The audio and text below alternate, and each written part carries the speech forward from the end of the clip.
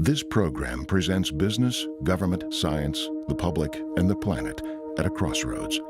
Worldwide concern about toxic chemicals is greater than ever.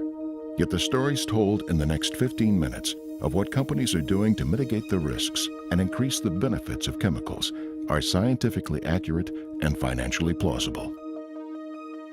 I came face to face with toxic chemicals for the first time when I was 19 years old, working in the summer at a pulp and paper manufacturing site.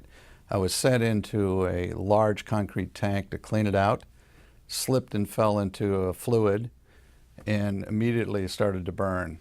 I evacuated myself from the tank and hosed myself off. In those days, we were on our own. We didn't know what the chemicals were. We didn't know the safety procedures. We had no data. Thank goodness today we're in a much different place. We've known for a long time about the toxicity of things like PCBs and lead and arsenic.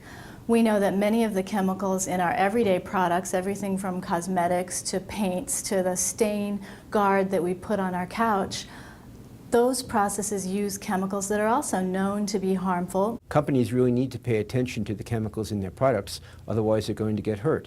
For example, Sony had to pull PlayStations from the Netherlands a few years ago at Christmas time because of a chemical problem in the PlayStations. DuPont got hit with a $100 million lawsuit and a $16+ million EPA penalty because of a chemical that they use in Teflon frying pans. We are a global integrated forest products company with operations in 18 countries. As a company, our goal is to reduce overall usage of chemicals, as well as reducing toxicity and impact to the environment and finding safer alternatives. Delta Airlines, when they institute a program with a third-party provider, they were able to reduce their costs by 30%. But what's interesting is they also reduced their insurance premiums because they had less material on their site, less toxic material hanging around, and that's what helped them. One thing that's wonderful, if a scientist invests money in a safer technology, then obviously they're happy, but also the EH&S group is happy because it's a safer technology, and the PR people are happy because they can talk about how their scientists are working with safer technologies. So it's a win-win-win scenario.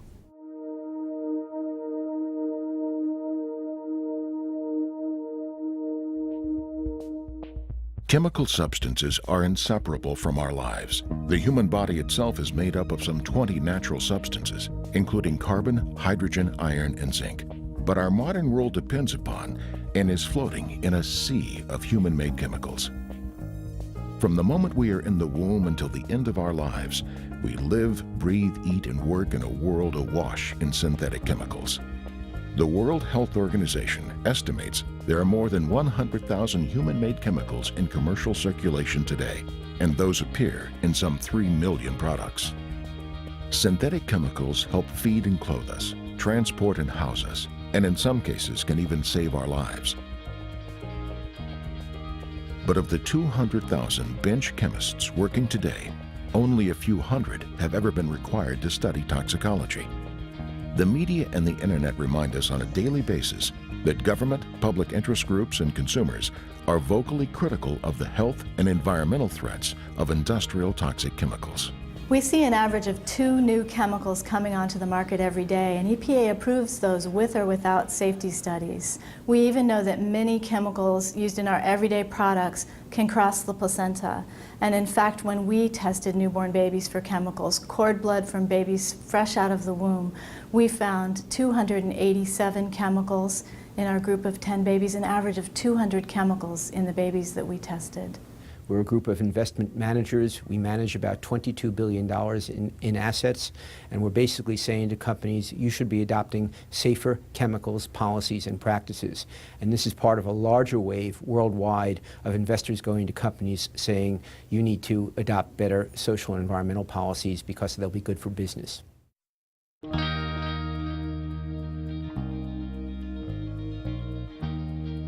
Today, regulators in the courts routinely impose hefty fines for companies they feel have improperly handled or disposed of toxic chemicals. And government regulations on the corporate use of hazardous chemicals only promise to increase in the U.S., as they are now doing worldwide.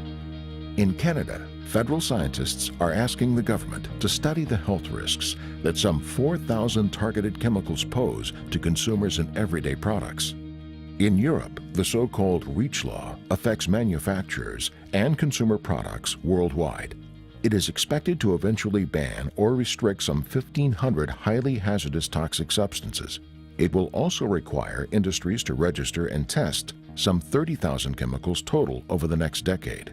Meanwhile, RoHS, or the restriction of use of hazardous substances, curtailed the use of such toxics as lead, mercury, and cadmium in consumer electronic equipment sold in the European Union. Similar worldwide bans are in the works in other countries and are being proposed in the United States. Well, I've been covering occupational safety and health issues for about 30 years.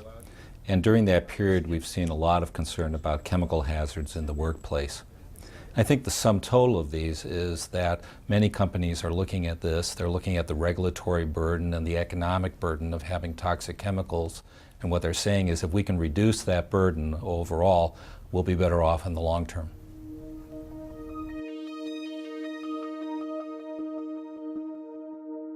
Looking beyond government mandates, innovative companies today are seeing many positive sides to reducing and eliminating toxic chemicals from their supply chains and their products. These companies know that toxic chemicals come with unacceptable product positioning and financial risks. RoHS directive has really impacted our whole supply chain in our industry. Even before RoHS was effective, Merrick's had a lot of experience in providing lead-free materials, lead-free boards to our industry. That's really given us a competitive advantage since our customers have come to us first in terms of being able to provide those kind of products. My organization has been working with companies for over 15 years, and I've seen a real shift in what's happening. At the beginning, we had companies really looking at chemical use reduction due to compliance. But now we're seeing a second wave. Companies are looking at reducing chemical use really for strictly business reasons. And there's two big reasons. One is a risk reason. Second reason is cost savings. The shift in consciousness to social responsibility has ushered in new, better-informed chemical management programs, such as supply chain greening. These solutions include chemical count and toxicity reductions that represent an increasing wave of corporate commitment worldwide. For companies headquartered in North America, this unofficial movement is being led by smart, socially responsible businesses that include such household names as Dell Computers and Delta Airlines, General Motors and General Electric, Walmart and Kodak, 3M and SC Johnson, Intel and Nike, Pfizer and Weyerhaeuser. Many other companies are following suit. We as a company have always taken safety very seriously for our employees. But over the last 4 to 5 years, we've placed an additional focus on our chemical management to reduce the toxicity and the numbers of chemicals that our employees use in our operations.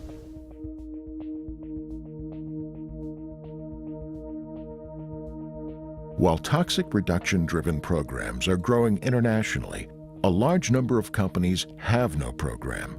Worse, despite the best intentions of those organizations' EHS and corporate purchasing professionals, their companies often do not have a truly accurate picture of the chemical hazards they store, use, and dispose of in their operations.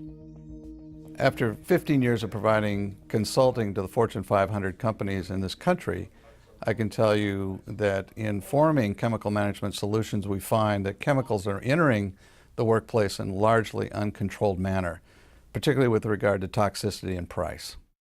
Central purchasing, they're doing a good job with the process chemicals, the hundreds of thousands or thousands of gallons that cost millions of dollars, but they really have no good idea on the smaller day-to-day chemicals. Companies should focus on the lower cost, lower toxic alternatives and stop buying the high-end, high-cost products.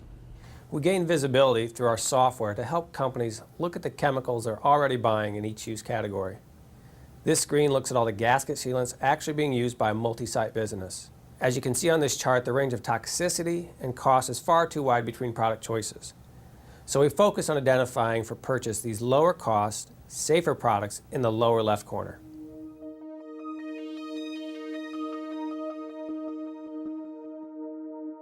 The wide divergence of money spent for redundant chemical products is only part of the unrecognized problems surrounding industrial toxic chemicals. In fact, a toxic chemical's purchase price is just the beginning of its impact on the bottom line. hazardous chemicals also cost far more to handle and dispose of than safer chemicals. One way companies are reducing their costs around chemicals is by reducing the life cycle cost that's associated with every chemical you buy. You're paying for things 3 times. Okay, you're paying for it when you buy the material. You're also, if it's a hazardous material that needs special handling, you have to pay for all the regulatory implications and all of the special care. And thirdly, you have to pay for the disposal at the end of its use.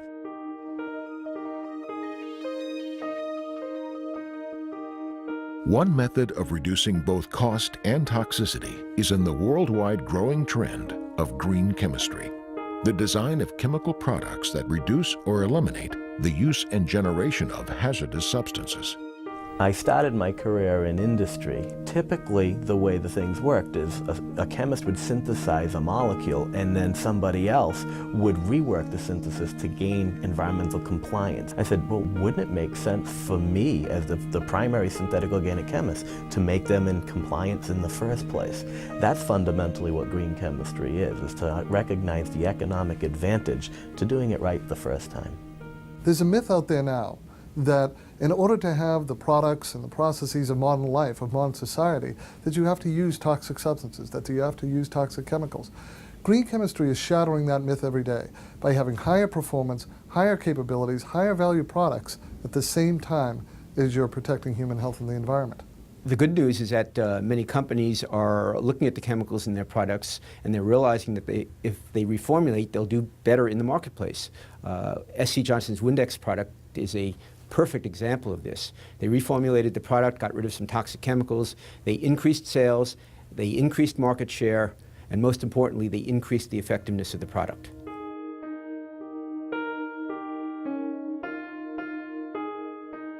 The business case for reducing the numbers of toxic chemicals in industry is clear. Toxic reductions can mean reduced costs, vendor consolidation, improved productivity, product differentiation, new market opportunities, reduced potential liabilities, better public relations, and better stakeholder relations.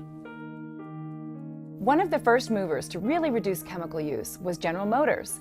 And they had an issue where 14,000 chemical suppliers and hundreds of thousands of chemicals in their plants, and they really wanted to bring it down. So what they did is they used a third-party provider to come in and help them manage their chemicals. And in their plants now, 30% reduction of chemical use. In every plant they put a new program in, 30% reduction in chemical costs. So we see this happening now in other industries. The products on the no new chemicals list would include things like asbestos, lead-based paints. On the restricted list, we want to minimize our use of chlorinated solvents and aerosols. Our method for managing inventory is done through an electronic tool, and that electronic tool allows us to go on site and evaluate what we have on our shelves. That then links in with our electronic database. From there, we can use that information to further reduce the number of chemicals on our shelves and find safer alternatives that are more environmentally friendly and more cost-effective. I think everyone can benefit through greener choices, different solutions that still get the job done. Well, we believe that we can reduce the toxicity of our chemicals by about 60%. We also think that we can reduce the number of chemicals that we use on our sites by at least 50%. And we expect to be able to save money in the process of improving our chemical management system. Ultimately, the overriding reason for industry to reduce the numbers of chemicals it uses and to use safer chemicals comes down to a clear vision of the world we want to live in and which we want to leave for the future. One of the most noteworthy corporate goals on reducing hazardous chemicals came late in 2006 when Walmart adopted a sweeping safer chemicals policy aimed at getting some 20 suspect chemicals out of all their supply chain and shelved products. Lee Scott, the chief executive of Walmart, acknowledged the burden of proof that rests on his company in seeking to reduce their toxic footprint when he said, "We will not be measured by our aspirations. We will be measured by our actions." To which the news organization CNN replied, "Of that there is no doubt. The whole world will be watching." For a true corporate visionary, the whole world watching is all the more reason to do the right thing. Greening the supply chain drives better environmental policies that are good for business, such as reductions in harmful chemicals from the workplace and the world at large. Through such supply chain greening, industry also saves millions of dollars in the insurance, storage, special handling, and disposal of toxic chemicals. Toxic chemical reductions isn't a wave of the future for industry. It's happening now and gaining momentum every day.